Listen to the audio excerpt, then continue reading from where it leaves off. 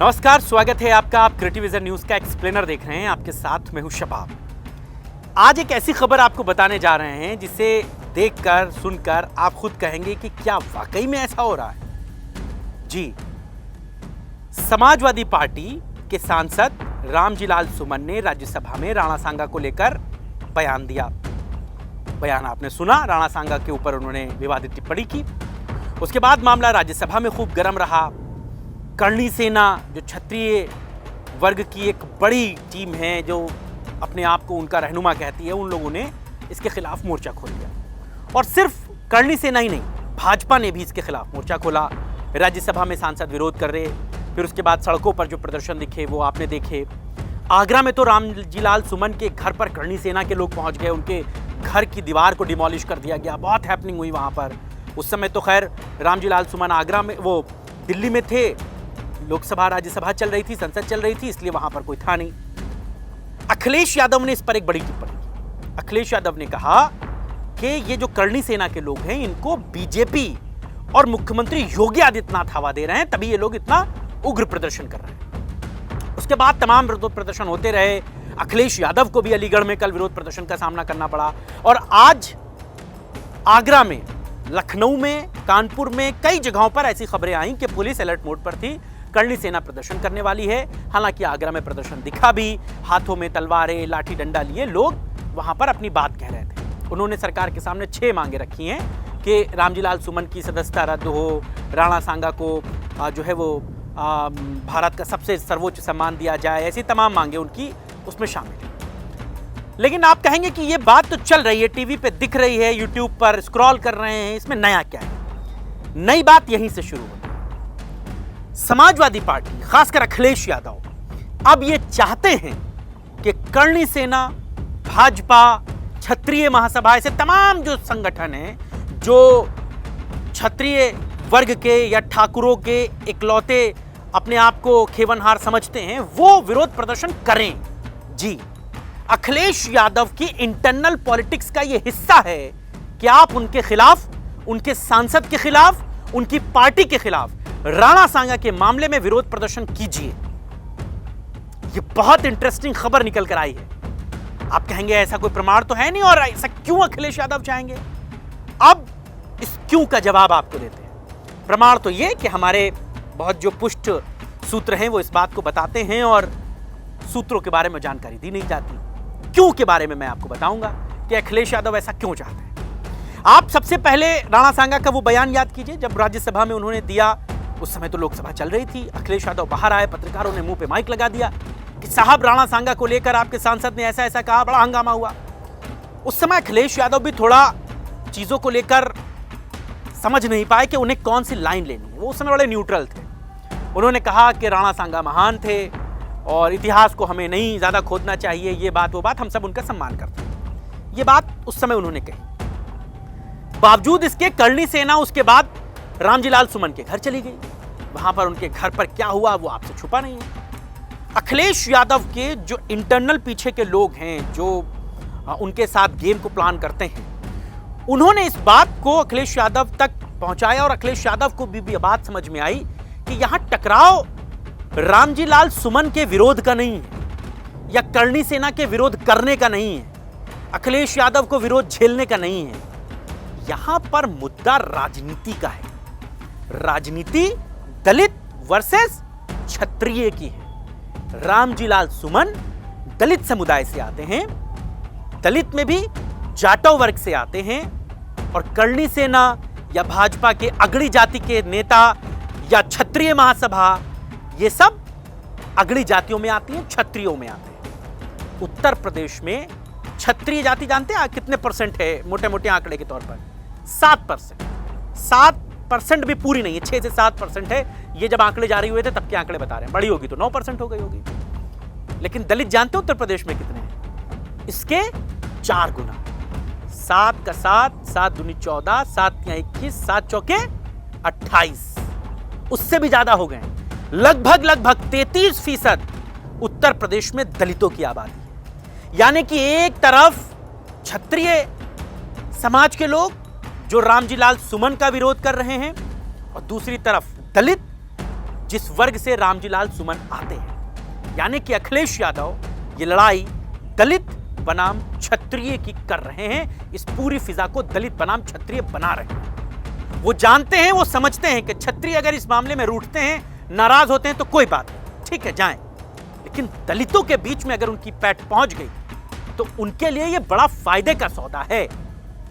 2024 का अगर मैं आंकड़ा आपको बताऊं तो आप भी ये जानेंगे कि उत्तर प्रदेश में दलितों ने समाजवादी पार्टी को पसंद किया है और समाजवादी पार्टी के लिए दलित फायदे का सौदा है। पूरी राजनीति तो दलितों के इर्द गिर्द घूम ही रही है। 2024 में लोकसभा जो चुनाव गुजरा, जिसमें समाजवादी पार्टी के 37 और कांग्रेस के अच्छे खासे सांसद आए, सपा और कांग्रेस का जो गठबंधन हुआ उसमें गैर जाटव दलित जो है, यानी कि जो जाटव नहीं है, उसका 56%, 56% इंडिया ब्लॉक को वोट मिला था और जो जाटव है उनका 25%। ये छोटा मोटा आंकड़ा नहीं है, ये बहुत बड़ा आंकड़ा है। इसके ठीक उल्टा आप 2019 का लोकसभा चुनाव आइए, जब अखिलेश यादव ने मायावती के साथ गठबंधन किया था, दलितों की सबसे बड़ी नेता थी ना, उसके बावजूद जो दलित गैर जाटव और जाटव वोट बैंक था वो बसपा में तो गया, जहां पर दलित प्रत्याशी ज्यादा थे। समाजवादी पार्टी ने प्रत्याशी जो दलितों को बसपा को जो सीटें दी उसमें दलित वोट तो गया, लेकिन सपा की सीटों पर वो कन्वर्ट नहीं हुआ। यह आंकड़ा वहां पर गैर जाटव दलित का 42% था और जाटव का 17% था। यानी कि इस बार 24 के चुनाव में जो पिछली बार 17% जाटव का वोट सपा को मिला था जब वो बसपा के साथ लड़ी थी, और इस बार ये 17% बढ़कर 25% हो गया। ये जाटव वोट बता रहा हूं मैं, जिसकी आबादी दलितों में सबसे ज्यादा है। दलित अगर उत्तर प्रदेश में 33% हैं तो उसमें 56%, 56% के अराउंड जाटव हैं। बाकी की रिमेन जो दूसरी जातियां आती हैं वो गैर जाटव हैं, वो दूसरी उसी आधे से भी कम में हैं। तो जाटव बिरादरी का वोट बहुत बड़ा वोट है और रामलाल जी सुमन जाटव बिरादरी से आते हैं। तो जो जाटव वोट 2019 के लोकसभा चुनाव में सपा को 17% मिला, वो इस बार 24 के लोकसभा चुनाव में 25% मिला। और अगर आप 22 के विधानसभा चुनाव में जाएंगे, 22 का विधानसभा चुनाव भले समाजवादी पार्टी के ठीक ठाक विधायक जीते हों, लेकिन जो आंकड़ा हमारे पास है उसमें जो जाटव है जिसकी बात हम बार बार कर रहे हैं, वो समाजवादी पार्टी को 16% वो वोट देकर गया था, भाजपा को 21% वोट मिला था, जबकि बहुजन समाज पार्टी को 65% वोट जो है वो जाटव बिरादरी का मिला था। क्योंकि मायावती पर जाटव बिरादरी सबसे ज्यादा भरोसा करती है और उसी की वोट में सबसे ज्यादा सेंध मारी है।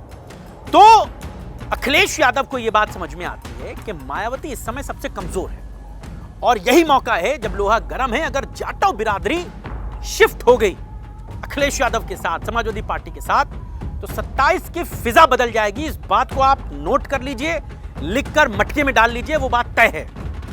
लेकिन लड़ाई भी उसी की है भाई। जिस तरीके से 22 के चुनाव में सबको पता था, जाटों को पता था, दलितों को पता था कि बहन जी सत्ता में नहीं आ सकती, बावजूद उसके उनको 65% वोट मिला, 27 में भी तो जाटव जाएगा बसपा के साथ। तो ऐसे में अखिलेश यादव यही मार्किंग कर रहे हैं, यही गेम प्लान कर रहे हैं कि कैसे ये जाटव बिरादरी का वोट जो है वो रामजीलाल सुमन के कंधों पर सपा में शिफ्ट हो जाए।